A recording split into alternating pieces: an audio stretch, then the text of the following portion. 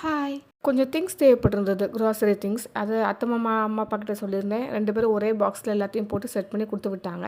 Husband காலையிலேயே போய் அத வாங்கிட்டு வந்துட்டாங்க பஸ்ஸில். கொஞ்சம் ரெஸ்ட் எடுத்துட்டு அப்படியே ஆஃபீஸ் கிளம்பிட்டேன். இன்றைக்கி பையனை ஸ்கூலுக்கு அனுப்பலை. பையனுக்கு ஹை ஃபீவராக இருந்தது நேற்று. இன்னைக்கு கொஞ்சம் பரவாயில்ல. ஆனால் ஒரு நாள் ரெஸ்ட் எடுக்கட்டும் அப்படின்னு சொல்லிட்டு நான் அனுப்பலை ஸ்கூலுக்கு. ரொம்ப நாள் கழித்து, கிட்டத்தட்ட ரொம்ப மாதம் கழித்து ஆப்பம் பண்ணியிருந்தேன். இன்றைக்கி நல்லா வந்திருந்தது.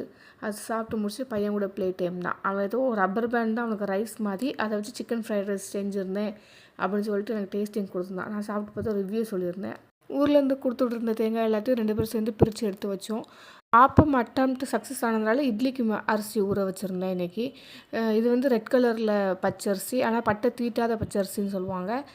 இன்றைக்கி இதை அரைப்பேன். அரைச்சிட்டு நாளைக்கு இது எப்படி அவுட்புட் வந்திருக்குங்கிறத பார்த்துட்டு நான் உங்களுக்கு என்ன குவான்டிட்டின்னு சொல்கிறேன்.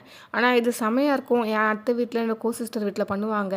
இதில் எங்கள் அத்தை ஸ்வீட் பணியாரெலாம் பண்ணுவாங்க. அப்படியே வீடு முழுக்க அந்த ஸ்மெல் இருக்கும். நான் இப்போ தான் ஃபர்ஸ்ட் டைம் செய்ய போகிறேன். அது மிக்சியில் தான் போட போகிறேன். ஸோ எப்படி இருக்குன்னு பார்த்துட்டு உங்களை ரெசிபி சொல்கிறேன். பாய்.